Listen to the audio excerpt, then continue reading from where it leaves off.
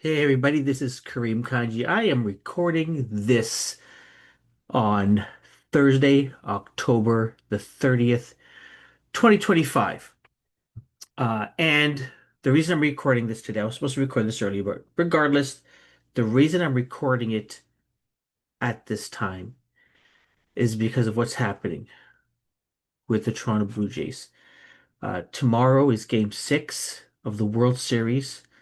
You will know that Toronto is currently, as of this recording, currently leading the once favorites to win the World Series, Los Angeles Dodgers, 3 games to 2. Game six is in Toronto. Game seven, if necessary, is in Toronto. It has been a magical season, a season that started and nobody thought that the Jays were going to win, except the Jays themselves, probably, right?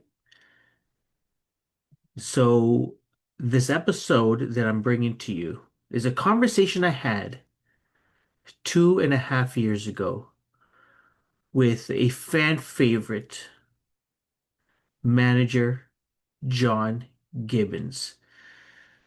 We chatted back in April of 2023. His book at the time had just come out called Gibby Tales of a Baseball Lifer. He was kind enough to join me over Zoom. I was wearing the same hoodie, had less hair than this. Um, but that was a fantastic conversation, a chat that I was honored to have with a manager that his players, the fans, and even media called him Gibby. So here is that conversation that I had with Jonathan Gibbons, and I hope that you guys will like it. It features listener questions.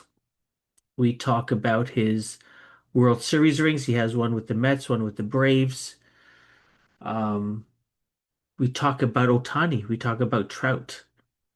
We talk about the Blue Jays. We talk about the home run jacket and his feelings on that. We talk about his friend JP Ricciardi. We talk about Pete Walker, who played for the Jays, and his thoughts. We talk about new manager John Schneider, at the time new manager John Schneider. Um, we talk about a lot of stuff. So I hope you enjoy this conversation. Enough about me. Here is Jonathan Gibbons in conversation back in April of 2023. Hope you enjoy. Take care.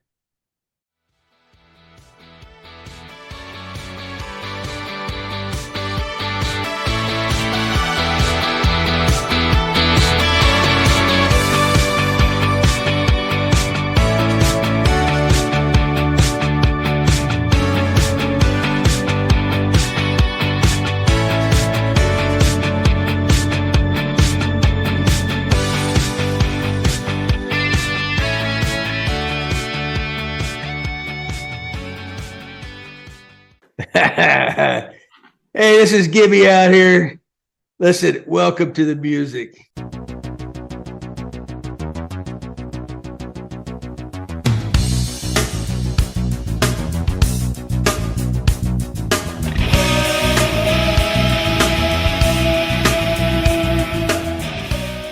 Kareem, how are you, man? Can you hear me? I can hear you. How are you? Good, man. I appreciate you. You know that I know I couldn't do it last week. I appreciate you Yeah, taking me back. You know, no worries. How's your health? good. You know, I can't. I was up there. I was up in Toronto. Was like a week, 10 days ago, and one of my last days there, man, I started feeling crappy. And I flew home on Friday, and it turned out I had COVID. Oh my goodness. Yeah, and I'd had the vaccine. I didn't have any of the boosters, but there's a couple times I thought surely I have COVID, but it turned out negative. And my wife and I thought we both got by, skirted it right. Now she's got it right now. So, Oh no. yeah, she's in the tail end. Yeah, so After I guess it's our turn. after all these years. Exactly. Exactly. Well, how you doing? I'm doing well. Thank you very much. It is an honor and a privilege to speak with you. So, And likewise, man. Now, yeah. are you in Toronto there, or where are you at? I'm in Toronto. And where am I calling you? Where are you at? Where's home for you now? San Antonio, Texas. I pretty Wonderful. much grew up here. Yeah. Yeah, well, you're somewhere warm because you got a t-shirt.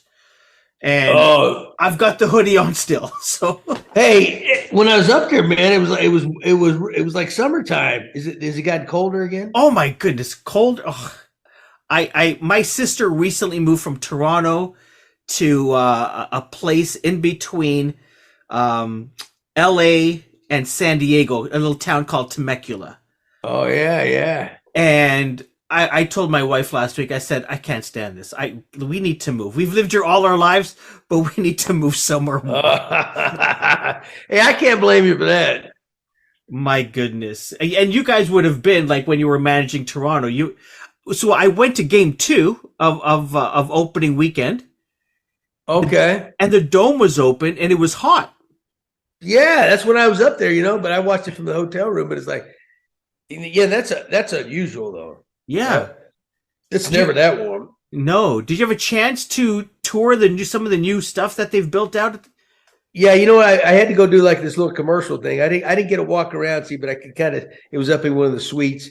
I could kind of see it off. It really looks really nice. Oh, they've done a bang up job in the outfield. It's Yeah. as a fan, as someone going to the game.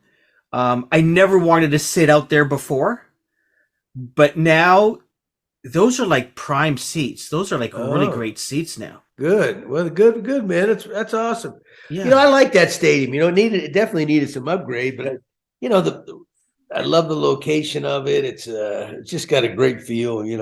yeah. What do you think of the team this year? They're good, man. They got a shot to win it all. They Really, eh? really do. That's those Yeah, are I your think they yeah. do. Okay. They're going to get in. With the extra wild card stuff now. They're some catastrophe would have to happen for them not to get in. And but they could go on to win it all. Yeah. Do you still follow the game? Do you still follow the team? Do you still follow the teams that you've worked with in the past? Yeah, you know what? I do this podcast, That's right. and we focus primarily on the Blue Jays. So I kind of keep track. Plus, I spent so many years there, Yeah. Kareem, that it's I'll always be a Blue Jay. Oh, that's amazing to hear. Yeah, oh yeah, man. When I play, yeah, I tell you, I miss that place terribly. Toronto or the Dome or No, Toronto. yeah, Oh yeah. yeah. I do have to say, my brother and I were going to a concert a number of summers ago, back when you were managing the team, and we're walking to Ontario Place. I don't know if you remember that area. And you won't remember because you've met millions of people while you were managing Toronto. But we walked by as you were going for a run along the lake, No way. and it was like I looked at my brother. You're coming. I go, is that Jonathan? Is that Gibby? Is that and yeah, and it was like he's a runner. No, he's not, but he's trying. He's trying. No, And I you- used to do that. I used to do that sometimes. I love going down that lake. They did such a nice job with that place down there. Yeah, yeah, and you were, I've never been one to like swarm anyone, but it was like we were starstruck. That's Gibby, and you, Oh and you, gosh, and you said hi to us, and it was like, all right. that big fat guy jogging. Listen, you looked great. You looked great in a t-shirt and shorts. The uniforms you were wearing when you were managing, they didn't fit you well. Because I was trying to hide some stuff. You were. Listen, a couple of years ago, but I think as you were thinking about writing this book, we had an opportunity. My regular co-host Greg and I had an opportunity to actually interview your good friend John Arezzi, about his book that he put out a few years ago. And You he talk was about a screwy life, about his life. oh my goodness gracious. And Yeah. to see that you guys are doing this podcast together, it's like, wow. Hmm. That's nuts. But you have listen. But I need to do this before we continue. Your book when I read it, it's called Gibby, of course. Fantastic book. I my brother came over a couple of days ago, and I said, "Listen, I think I'm going to interview Gibby soon, but you need to read this book." And I gave him your book, um, and it's amazing. Like Hey it is man, thank you. That's good to hear. fantastic. I didn't know how it would go over. I thought, well, hopefully people get a little chuckle out of it.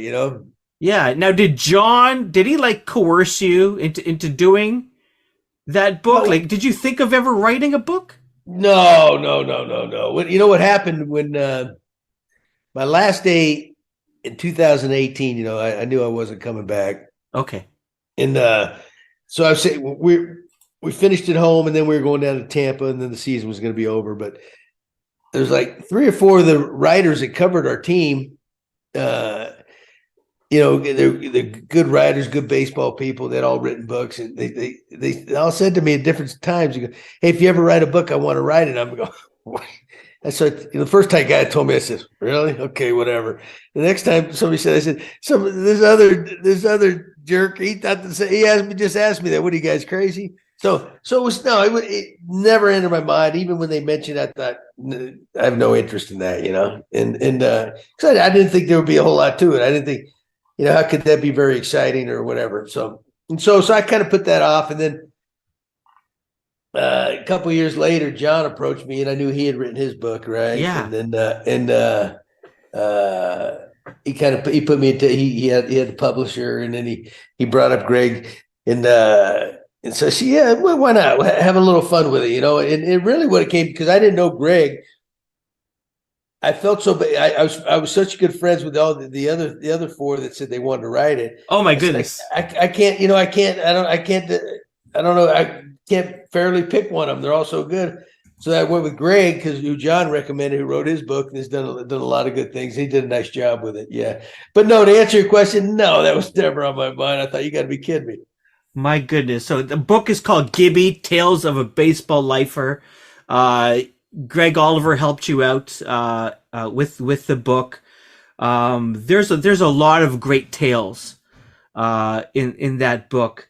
And I want to ask you about some of the characters Okay.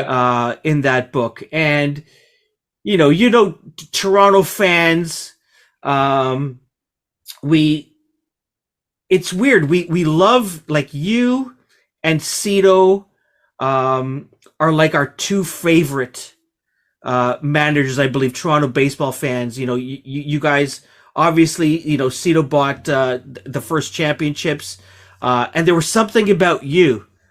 Um, you're okay if I call you Gibby? Is that all right? Oh yeah, heck yeah. Hey, But Cito's from San Antonio, my hometown. okay. You guys hang out, grab beers together, coffees. No, no. I think he's living down in Florida now. He's down there in Okay. yeah, he's Sunshine State. Yeah, he likes that Yeah. sunshine. I wanted to ask you, and he's a good friend of yours who writing the book, JP, who ran the Blue Jays, and I believe he hired you. Right. Um, Tell me about. Not a lot of Toronto fans know JP, I think, unless they read your book. Tell me about JP. Why is he a good friend of yours? Why is he a great guy? Well, you know what? When I got drafted in 1980, and in 1981, well, no, 80, actually 80 that summer, we played together, right? Yeah. He's from Boston. I was from Texas. Actually, my mom and dad are both born and raised in Boston. So we Oh had that wow. connection. But JP he rubbed some of those Toronto fans raw a little bit because he's brash and he's Yeah. typical Bostonian, man. Wears it on his sleeve, talks Yeah. down to you.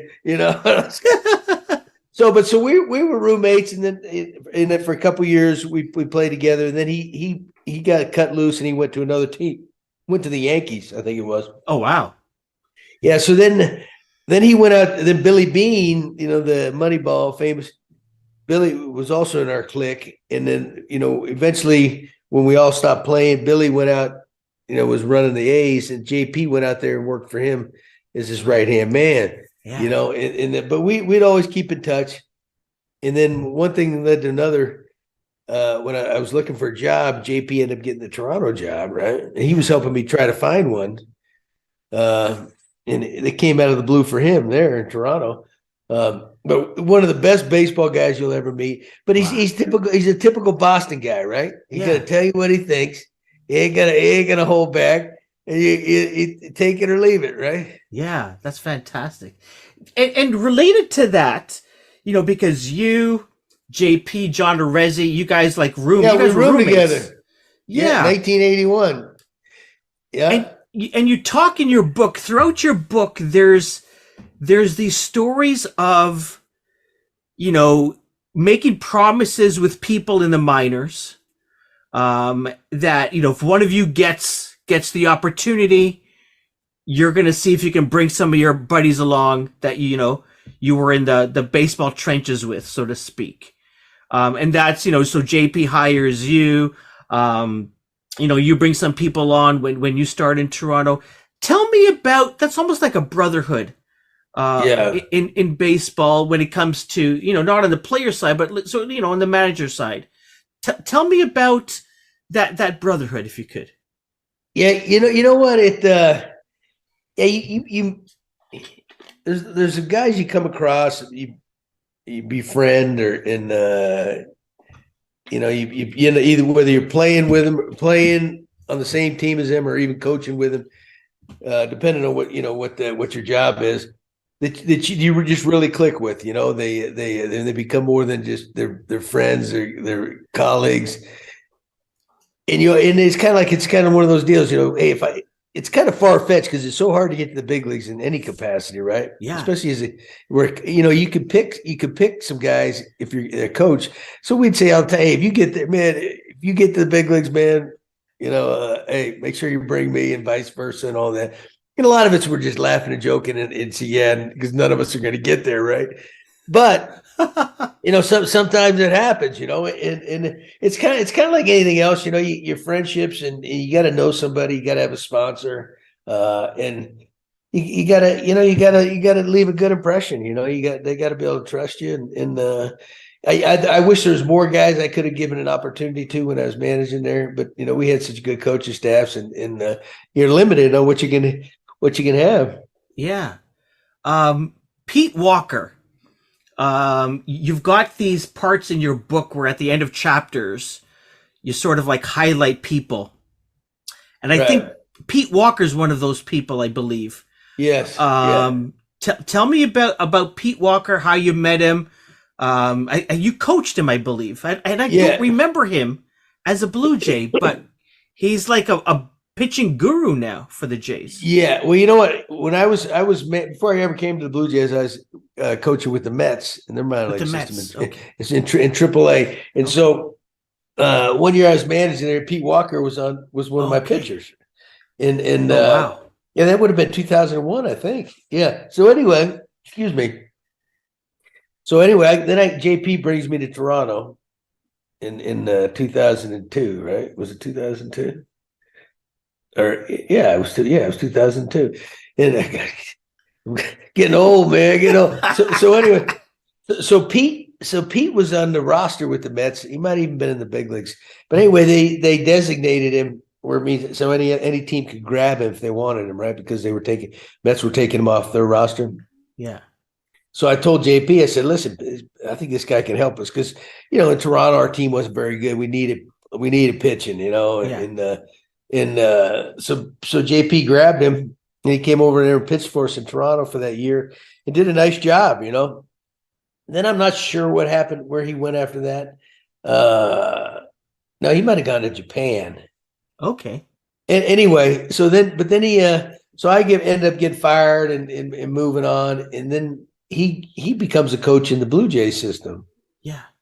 And then eventually my second go around, when I took the job in 2013, he was the bullpen coach, and John Farrell was a manager. So when I became manager, I said, "This is my guy." So we made him the pitching coach, Yeah. He's been doing it ever since. He's one of the best in baseball. That's crazy. What makes these coaches good? Like is it did they don't necessarily need to be like a great player, but there's something about, I don't know, is it their communication with the pitchers? Yeah, Yeah. what is it?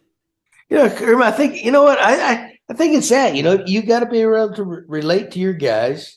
Yeah. You got to be able to get the most out of them. They got to trust you. If they trust you that you have their best interest at heart or whatever, you know what, you got them right. But Yeah. then you got to have, of course, you got to have knowledge, and for let's a pitching coach is very tough, but so you got to have a great understanding of how the mechanics of it all work, right? Yeah. And then, but Pete just had this great connection with all his guys, and he's very smart, and he's very good at making corrections or noticing things that needed to change. Okay. And just a first class dude. They all love him, and that's he's one of the best in the game. He's fantastic. Did you and Schneider ever, like, was he on the team or a part of the organization when you were here? Yes, yeah. Well, Schneid. He when I was managing, he was coaching an A ball, Okay. right? And but he lived down there in Florida, where in the Dunedin area where we had spring training. So he was always down there early. So all the players on the team, a lot of them would come down early, and he'd always throw batting practice, and then we'd start spring training. And he would help us out by throwing batting practice, hitting ground balls, whatever you needed him to do, right? But we'd always make sure we kept him around as long as possible because he was such a good coach. And then the organization was really high on him, really liked him because they always sent like their top players to, like Vladdy Jr., Bo. That's right. Those guys, play for him. And so that's what teams will do that in the minor leagues. If they got they get a manager, coaching staff that they're top guys in the minor leagues. Yeah. They'll make sure they connect them a lot of times with their best playing prospects. And then eventually, they may all climb the ladder at the same time. Is kind of what happened. Yeah. And now John's managing, and those guys are playing for him. That's fantastic. Uh, Tell me about Alex Anthopoulos. He was your boss for a bit here. He brought you to Atlanta with him. It was like a boy genius. Started in Montreal. I don't know, in the mailroom or something. Yes, yeah. Something like that. Tell me about working with Alex. His baseball mind as you know it. Well, what when JP was the general manager, Alex was one of his assistants. That's Yeah. how. But he started out in. I think the story goes. It used to be the gentleman that was running the Expos, Omar Minaya. Before they folded him. Yeah. Alex just wanted to get into baseball. I think his father had, like, I think it was an electrical business. And he Okay. had three brothers, and his dad passed away, and so the brothers were running the business. He didn't want to do that. He loved baseball, right? And so he just wanted to get his foot in the door. So I guess he went down to spring training, and he said every morning he'd go to the field and just wait for Omar Minaya to show up to see if he could get some kind of job. So finally one day he was there, and Omar showed up, and he introduced himself, said, "I want to get into baseball, blah, blah, blah." And he really impressed him.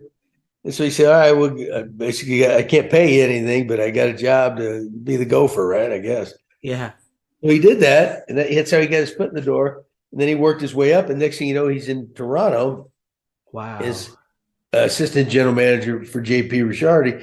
And that's how I got to know him, right? And Yeah. then when JP eventually got fired, Alex became the general manager. And then eventually he brought me back at my second go round. That's crazy. It's that buddy network, man. Yeah. Yeah. And then he brought you to Atlanta. Yeah, can you hear me? Yeah, I can hear you. Yeah. Are you still with me? Let me see. Maybe your battery's gone out on your headphones.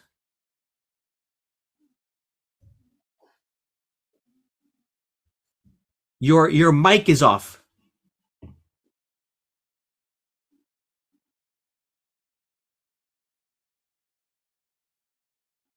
Can you hear me? Your mic is off. You muted your mic. You muted your mic. Can you hear me? Your mic.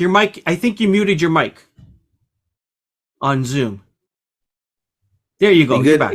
There All you go. right, okay, all right. There you go. You're Hey, back. dude, I am so untech savvy. That's a nice mic. That's the blue, I think, right? I think so. I Looks think like so. yeah. It's the same one I got. Um, At least you know what you're doing with it. I don't know if you're gonna. this is all magic. Smoke and mirrors. Smoke and mirrors. Yeah. um, I was listening to one of your episodes, John. You weren't a big fan of the home run jacket. Oh, were you? Did you like it? I didn't mind it. I didn't mind it. You didn't like it. I know there was a bunch of people on Toronto Sports Radio that didn't like it. I'm like, whatever, you know. No, well, the game is put it this way. Yeah. I'm obviously a little old fashioned. There's no doubt about it. But it just drove me nuts. Like the team could be losing by 10 runs and they hit a home run. Sure. Yeah. It's like, how about a little respect for the fans, a little integrity here? We're getting our butts kicked. Yeah. But it was almost like each team's trying to outdo the other ones, and it's almost like it used to be unwritten rule in baseball. I know the old unwritten rules. You don't show other teams up too bad. Yeah. It's just kind of a sportsmanship thing, whatever it might be. Want to call it. Yeah. And it's like everybody's who can outdo who, and because it used to be in the game, if you're over celebrating, you hit a big home run, kind of like the Batista thing. The pitcher would drill you, that's how you stopped it, but that's kind of changed. And maybe I've loosened up a little bit, not that much. Actually, it's funny. I read today. Yeah. I guess down in Atlanta, they were wearing like this oversized hat, right? I saw that on one of the sports shows. Yeah, I saw somebody wearing a big hat. Yeah, but I guess the hat maker for Major League Baseball, is it New Era or something, right? Complained to the league because something about it's a hat and that they got the rights to it. So the Braves can't do that anymore because they were infringing on that's hilarious. Hat maker. Yeah, that is hilarious. Oh my goodness. Let me see. What other baseball? Oh, I need to ask you this. Did you watch the World Baseball Classic? Yes. What did you think of that? It seemed like it caught so many people's attention that otherwise would not have watched baseball. Yeah, it's been really good for the sport. I always had kind of mixed emotion because when I was managing, when I came back in 2013, we had like a bunch of guys who went and played for, right? And so you got a bunch of new guys on the team. You're trying to get them, as a manager and a coach, your focus is your major league team, not your country team, right? Yeah. And but it's also good for the game. So and as a manager or coach, you always fear the injury or something. And two of the best players in the game got injured. Yeah. It's not like you can get injured in spring training again, but it's just not as likely, right? Yeah. Yeah. Like the New York Mets lost their top relief pitcher, might cost them a chance to get in the playoffs this year because they were celebrating when they won. Yeah. He was from Puerto Rico, and he blew out his knee. Crazy. Yeah. Those things don't happen too often, but it's like, it's almost like the home run jacket, right? Are we trying to focus on winning the game, the important things, or are we worried about the world attention in this tournament, or are we worried about the Toronto Blue Jays winning the World Series? That's kind of what it was. Fair enough. It's a little bit it's selfish, bit selfish, but it's been great for the game, and I did watch the game, so I'm definitely intrigued too. Yeah. Have you ever seen? Well, let me ask you this way: the best baseball player that you ever saw play while you were managing in baseball? Gosh, who's the best player? That's a hard one, I saw Barry Bonds, Ken Griffey Jr. I've seen Trout. I've seen Delgado. Tell Batista. Let me ask you about a couple of those guys. So, because Trout is in the West, we don't, here in Toronto in the East, the highlights packages and stuff. Maybe the next day we can see him. Obviously, with YouTube, you can see all of the highlights anytime you want. But tell me about Trout. What makes him so special? You know what? That's a good. He just does everything so easy. He's just a big, strong kid that's a great hitter, got tremendous power, can run. He can do. He can do a little bit of everything. The sad part is that the team never gets in the playoffs, right? Yeah. So now they arguably have the two best players in baseball, Ohtani and Trout, and they still might not get in. But Carlos Delgado is one of the great players and top of the Blue Jays. He never got to the playoffs with the Blue Jays. So sometimes it doesn't matter. It just shows you in a team sport, you got to have some pretty good players around you too. You can't just one guy ain't going to win it for you. Yeah. So Delgado was with the team while you were here on your first go around. Is that right? Yeah. Mm-hmm. Yeah. He was. I don't think. At least I was maybe too young or too naive to think that. To know greatness, but he wasn't far off from, I don't know, 500 home runs. He was close. Oh yeah, Carlos had a great career, just a great hitter, just a great human being. I hope he gets in. Freddie McGriff got in this year. I hope Carlos gets in. Yeah, McGriff was a special player. I remember him just before the Jays started making that turn. Mm-hmm, that's right. He had the biggest forearms from what I can remember. Fred McGriff, just massive forearms. Big old guy, big old donkey. Yeah. Yeah. Listen, I got a couple of questions from some listeners. Okay. So Anise from Whitby. I don't know if you ever came across Whitby while you were in Toronto. It's east of Toronto. Okay, I know the name. Yeah. So here's his question. It is said that rock stars want to be athletes and athletes want to be rock stars. Adam Wainwright sang the national anthem on opening day in St. Louis. What's the most John Gibbons rock and roll moment in the clubhouse or on the road? What's my most rock and roll moment?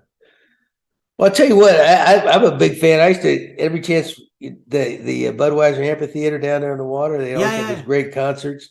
Yeah. If we get like a day off or a day game and a show was playing over there, always go over there, right? I guess Getty. I became friends with Getty Lee. I grew up as a huge Rush fan, right? All right. They were big down here in San Antonio, Texas. Another one, Triumph, another Toronto band. They were big down here too, man. San Antonio likes just like good rock and roll, right? Yeah. I had a chance to. Oh, what do you write? Some poems? He's like a professor. We had a book of poetry. What a tremendous guy, man! Oh my goodness, Rick Emmett, salt of the earth. His son was a pretty good baseball player. He went over to the U.S. and went to college to play baseball. Really? So Rick a couple times brought his son out. And he worked with a couple of our coaches. For this kid, and then but Triumph and Russ were huge. But so anyway, before my second stint in 2013, Russ came through town at the end of 2012. And since I was going back to Blue Jays, somebody got me tickets and went there and got a chance to meet Getty, and then went backstage. All he wanted to do was talk about baseball, man. I thought, damn, this guy, man, you talk about in tune with baseball, especially the Blue Jays. Shoot, yeah. Getty's on the ball, man. And you'll see him. I don't know if he goes anymore, but you'll. Right behind home plate. Yeah, always see him there. He's still there. Mm-hmm. Yeah, that's fantastic. So that's my rock and roll moment. Nice. Hanging out with rock stars, eh? Oh yeah. But but who'd have thought, man? When I was a senior in high school, listening to both those bands, and then someday, I'm up there, not too far from them. Joshua from Scarborough asked this question: while you were a Met, was there such a thing as walk-up music? Today players come up and their favorite song plays. No, that's another thing. I don't know when that started. Did that start? No, they didn't have any of that. It was kind of, I guess you could say that was back there. It was boring baseball. All it was about was winning and losing, man. It wasn't the circus. If today you were playing though, let's say you're playing today, what they're going to ask you, hey John, when you go up, what song do you want to play? What would you say? Well, you know what? Marty Starkman, who's kind of does a lot of the Yeah, stuff for the blue. You know, Marty. Anyway, yeah. when my last couple of years there managing, when I go out to make a pitching change, they would play music. She asked me what I want. It's Simple Man, Leonard Skinner, man. That's my song, man. That's your favorite song. That's right. Yeah. Nice. Did that like drive? Was there adrenaline rushing when you heard that song? As you're going to go pull the pitcher out? Or? No, man. It just kind of mellowed me out, man. Simple. I just had to remember how simple I was. Don't be too sophisticated. Just fair enough. Listen, John, we talk a lot about music on this podcast. And my co-host Greg would say, I'd love to talk to Gibby, but how can we talk about music? So we've already talked about Rush, we've talked about walk-up music, but you've got a lot of pictures behind you. And is that your daughter? Yes. Your daughter has played in the Skydome. She's played at the most famous venue in Toronto, the Horseshoe Tavern. Is she still playing in a band? No, it's kind of interesting. She when she was a little girl, she'd always prance around the house, actually thinking she was like Reba McEntire, singing, kind of dressed up. But she never did any formal music. She was never in choirs or anything like that. But she always she had a nice, sweet, soft little voice, right? And this she came to me when she was in college and said, Dad, I want to learn how to play the guitar. I said, well, go buy you a guitar and learn how to play. So she did, right? And then she had a couple friends. One of them, actually, she had a professor. He was the drummer in a band, and a couple of her friends and a couple of classmates, were the other part of the band, right? Yeah. And so they needed a backup singer one night. And so they asked her if she wanted to do it. So she went and did it, right? And then like a month later, the lead singer, the girl, she was, quitting the band. So now they need a lead singer. So she started singing, right? And she's got a great gift, I think. I'm a little biased. I'm an old man, but but she's very, very talented, and she wrote some really cool songs and kind of deep though, so anyway, so they had the band going, and then every year they'd have the country western weekend in Toronto. Yeah, at least back then they have it, and they bring in some bands from across Canada, local bands. And on every Sunday, on that Sunday they play in between innings, right? So they were, the Blue Jays were nice enough. They brought my daughter's band up, and so they got to play. But the night before, that's when they were at the Horseshoe Tavern. Okay. Yeah, really just a cool experience, but they COVID hit, and so shut down all the music venues, around here and all that. So she had her teaching degree. And so she started teaching, and she's finding how bad the U.S. Education system is now. She was going to save the world.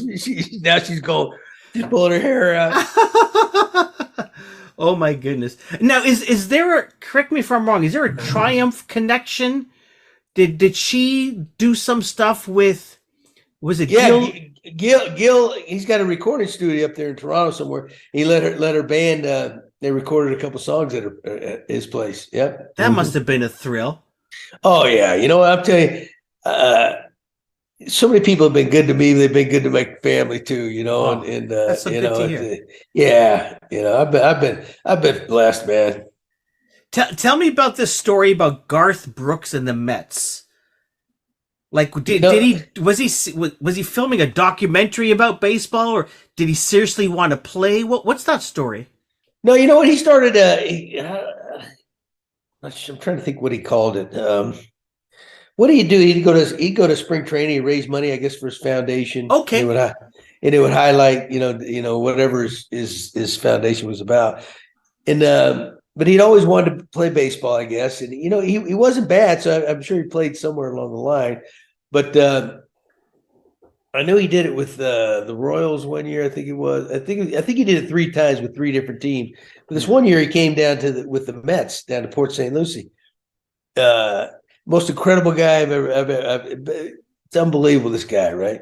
Oh, Garth. So anyway, so he go out there. He put his uniform on. He go through the everything the team is going through. Everybody's thrilled because it's Garth. He's the top dog then too. Yeah. And then after the team was finished with the work ethic, so they'd leave and go home. Garth, he had this one coach. His name was Tim Foley. Would always stay after with him to work on. They do extra hitting or they'd work on his defensive, ground balls or whatever, right? Yeah. And he'd stay out there for about an extra hour. And then he'd come in, and you would not have believed the crowds that came down. The Mets always have big spring trainings anyway, but now you got Garth there. I mean, the lines are incredible, right? He would sign every autograph. You'd have people on the phone go, "Here, can you say hi to my boyfriend, girlfriend?" And he'd take the phone, and I mean, it was incredible. And he did not cut anybody short. I've never seen anything like it. And then we were standing on the field one day, and I was kind of standing within earshot of him. And this was before his first wife. I think her name was Sandy before he married Trisha Yearwood. But they had brought this family down, one of the Make-A-Wish. This little boy, I think he had cancer, terminal. He was terminal cancer, and he had a wish to go see baseball and Garth Brooks, right? So they brought him down, and he was with his sister and his mom and dad. And they were standing there on the field, kind of with us. And I'm in earshot of Garth. So Garth takes out his cell phone, right? And I remember he calls his wife Sandy, and he's got like three little girls. They were down there as well. And he said set for dinner tonight 4 extra plates, right? So he brought this little boy's whole family home with him that night, and they had dinner with him and his family, and the most incredible thing, And it's funny though. One time we were sitting in the dugout, and this was with Shania Twain, a good Canadian girl. Yeah. Was top notch too. I think they were like neck and neck and like for all the award stuff and all. And I was kind of standing down at the end of the dugout with some of the players before the game started. And Garth asked a question. He goes, "Hey guys, hey, help me out here. What is it about Shania, man, that everybody likes? Everybody's going, yeah, Garth, everybody likes you, man, but she looks like she's a heck of a lot better looking than you, dude." But he was like dead serious, and it was like because Shania was just as big, at that one point in time, That is so true. Oh, that's a fantastic story. That's a fantastic story. This just came into my head. Do umpires look to get kicked out of games on purpose? They look to kick me out on purpose, or anybody? Did you? Well, let me ask you this, John. Did you ever go up to an ump and say, "Listen, just kick me out. You need to kick me out"? You talk about it in your book, I think, right? Yeah, yeah. I had plenty of ejections. You know what? I know. I never say, "Hey, get me out of here." But I know the magic word, man. You start calling them. You start calling them names. Now you can argue all you want, right? Yeah. If you no good, well, you're gone. So if you wanted to get ejected, just start calling them names. They're guaranteed. Wow. And what, like, are you looking to get kicked out because you're not feeling good, or is it like this is going to rile up the guys? No, you know what? I never faked anything. Okay. And I never. People would ask me, "Is this to fire up your guys?" No, because that doesn't work. But there's times I'm tired. If teams playing bad or we're just not a very good team, I get tired of watching it, man. So I'm ready to get out of there. A couple of days, and we get the heck out of here, man. Let somebody else manage this crap. That is hilarious. Listen, I need to show you this. What you got? Oh my goodness! This cost me an arm and a leg. That's Bring Her Rain, ain't it? Yeah, that's Bring Her Rain. That's the bat flip. Oh, but that's the I can't even see. You got myself. The lineup card there? That's the lineup card. From which game? Hold on a second. Let me get my earplugs back in. Yeah, there we go. That's the lineup card. Was that from Game 5? That's the game. No way, dude. That's That's awesome. that's well. This is a copy. This is not. Well, no, I know, but still. Yeah, this is not the real thing. But like just looking at that scorecard, I don't know how good you can see it on there. Oh But yeah, I can see it. like that has got. I remember, people ask, where were you when? And there's not many things in history that I remember where I was when such and such. I definitely remember where I was when 9/11 happened. Right. But I remember where I was. Exactly where I was, exactly where I was standing. The bar that I was at that doesn't exist anymore. Where I was standing, I know who I was with. I know what I was eating. I know what I was drinking. And oh my, John, this, like, tell me, as a fan, you've probably heard it so many times from fans over the years. What an inning. What an inning it was. It's incredible. It was just the way that the inning started. With the ball hitting when Russell Martin's throwing it back, and then nobody knew the rules, right? I didn't know the rule. I thought I had been around the game for a while, and the umpire threw his hands up, dead ball, right? Okay, Yeah. it's dead ball.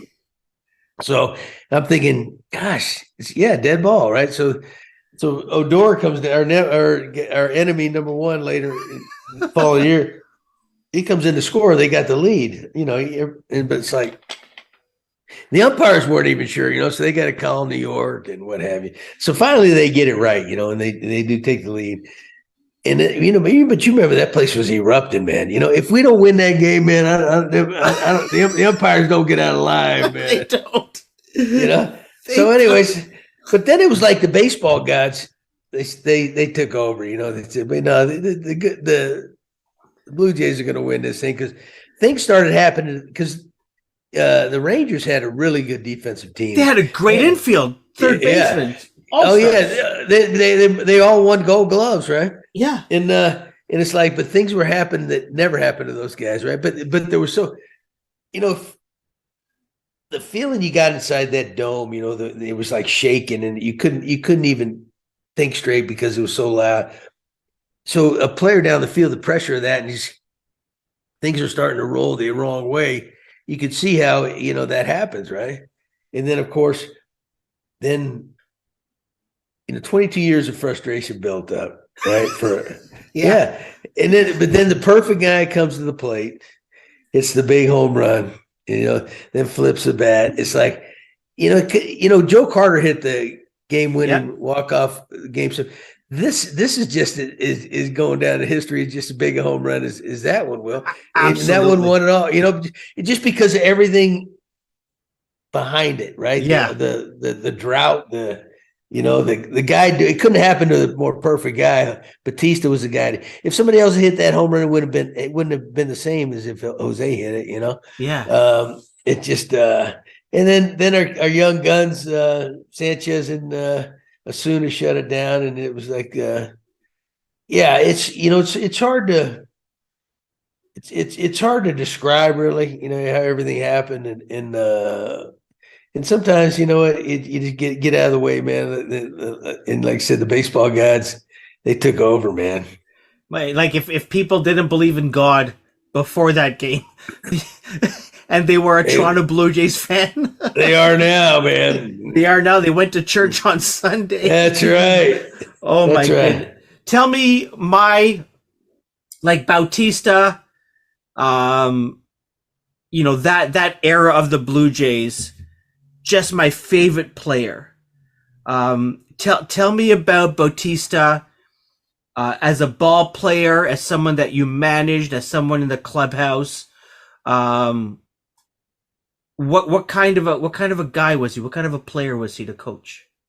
How would I describe Jose? You know what? It's funny. He wasn't well liked around baseball because he was an emotional guy. He wore it on his sleeve. Yeah. He kind of had a chip on his shoulder because early in his career, he felt he got slighted, never got an opportunity. He didn't, and then he didn't make his name till he came to Toronto, Yeah. right? When he got a chance, they threw him out there every day. Go get him, Jose. So he was probably the most focused guy I've ever managed. The guy that he's going to maximize whatever he's got left in his career, right? Yeah. And he would never take a day off, even if he was banged up, because he understood people paid to come watch him play, right? Yeah. And he was also gonna get every bit of he could have his career, make as much money as he could, and to do that, he had to be out there on the field. And he just had that. Jose just had that knack of rising to the occasion, and he loved being the guy, right? And they all don't want to be that guy, right? Yeah. There's a lot of pressure that comes in. He did. But I think what people don't realize about Jose does a lot of stuff off the field, helping people and raising money for this and that. A lot of the really important stuff. They kind of, he doesn't publicize a lot of that, and he's a very caring guy. Just a great dude. And when I say that he wasn't really necessarily well liked around the league, but you loved him on your own team. But he was also a handful. There's no doubt about it, All because he's a high strung dude and he beats to his own drummer. But they're going to put him on the wall of excellence this summer, which is great because he's easily one of the best all time Blue Jays. Oh, absolutely, absolutely. I got his bobblehead up there, along with the new guy Vladdy. Hey, that reminds me. Hey, Yeah. speaking of autographed balls, Getty gave me a baseball signed by all three of them, the Hall of Fame ball. Wow. That's my most prized possession. I can't so. Is it in a bank vault? Where do you keep it? Oh yeah, it's in a safety deposit box. Oh yeah. Oh my goodness gracious. How about that, huh? That is amazing. That is fantastic. He wrote the foreword, the intro in your book, Josh Donaldson. Was that an obvious choice for you? Yeah, Josh and Josh, here's another handful, right? I was thinking, but when I saw him, I go, "Oh, I thought these guys butted heads all the time."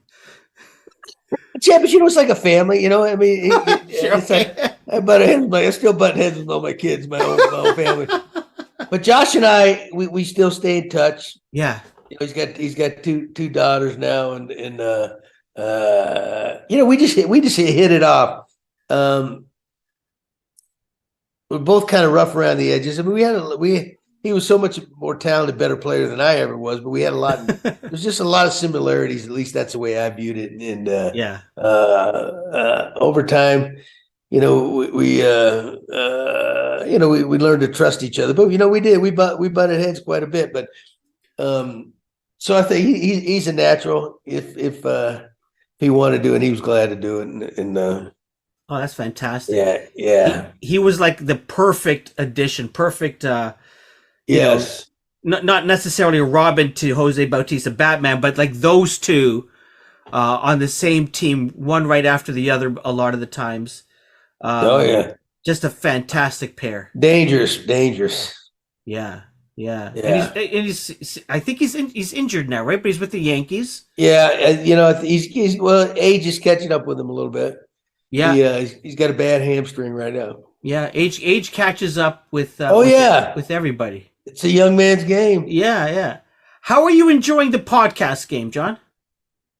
Yeah, I really enjoy it. We do it once a week, and we mainly focus on the Blue Jays, so we get a lot of those guys on there. It's been fun. It's a kind of a feel good show where I get to reminisce with some of the guys that I know, and I know some of them, not all of them, and we just kind of tell baseball stories and kind of.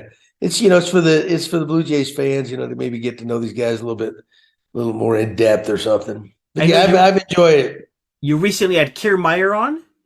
Yeah, oh yeah. He already owns that place, man. They're one of the most infectious guys you'll ever be around, just upbeat and just a great player, and Blue Jays fans are so used to watching him when he's down there in Tampa. Yeah. Rob stealing hits from us. Absolutely. And is he? Tell me the truth now, Gibby. Is he the first Blue Jay that finally knows how to bunt? Ah! Ooh, good question. That might be a good question. There, That's a, there was one game I saw him play, and he just laid down like the perfect bunt, oh yeah. and I was like, Well, I haven't seen that in years by the Blue oh yeah, Jays. and, yeah, I know it. And he's probably the only one you're going to see do it too. But yeah, well, there's a few other guys that could do it. A few other guys that could do it as well as him, though. That's Yeah, for yeah. sure. Would you ever ask like Donaldson or Bautista? Like, did that ever come up? No, no. I tell you, one time though, Donaldson, there was a runner on. Yeah, I think there was a runner on second, scoring position. Yeah. Donaldson tried to lay down a bunt. And thank God he fouled it off. I don't know what he did at that at bat. He came in the dugout. It's like, well, what are you doing, dude? I think it might have been his year he won the MVP because I'm trying to advance a runner. I'm thinking, you got to be kidding me, dude. How many home runs you got? Let's go. Hit a freaking home run, man. Don't be button. I really thought I was going to say, you just don't think you can hit this pitcher, so you're gonna lay down a bunt so it doesn't give you an at bat sacrifice. I get it. Oh gosh. Oh my goodness. You missed the game at all, John? Yeah, I really do. You know what? Well, you know what I miss? I miss the competition. I miss the boys in the clubhouse, the guys we're talking about here. I miss the people up in Canada, man. Toronto, I was there so much, and I really do. When I was back there a couple of weeks ago, it was like, wow, I missed it because it had been a while, and it brought back a lot of good memories. Yeah, yeah. Any chance you're getting back in the game? Have you called it a day? Is there like new chapters for you in your life? I'd love to manage one more time. Okay. That there might be a small crack in that window open, not much, but the game hasn't passed me by, but it's they go for the younger. I mean, the game's run differently now. The front offices are heavy-handed in dictating a lot of things that happen where they can, to a certain extent. And to get one of those jobs, you almost have to be on board. Yeah. Say, you know what, I'm willing. Hey, whatever you want me to do, I'll do. So I've been known to speak my mind, maybe a little too often, but put it this way: if it never happens again, I've been so fortunate anyway. I've got no complaint. I've been given more opportunity than most. Yeah, even more deserving people. I've gotten that opportunity, and so I've got zero complaints. that's awesome. Outside of the podcast that you do once a week, what keeps you busy these days? Well, my wife's a big photographer. She loves photographing wildlife, right? Yeah. So last year, I don't know, have you ever been out to Yellowstone? No, I've never been. Yeah, we had neither, but we went out there last May, and then we fell in love with it. So we went 5 times last year, right? So as a matter of fact, we're going back out there in a couple of weeks. But so what I do is she's really good. She's really talented. I just drive her around, drop her off. She shoots pictures of bears, buffaloes, whatever. And that's I get a ton of enjoyment out of there watching her do that. And I'm kind of the gopher, Yeah. And then we bought a new Labrador puppy. Oh, wow. Yeah, it's like he's testing us, man. It's like they're harder than raising kids, for crying out loud. That's so true. Gibby, thank you so much for spending time with you. I'm glad we ended up having the time to do this, man. You're a real pro, and I enjoyed that.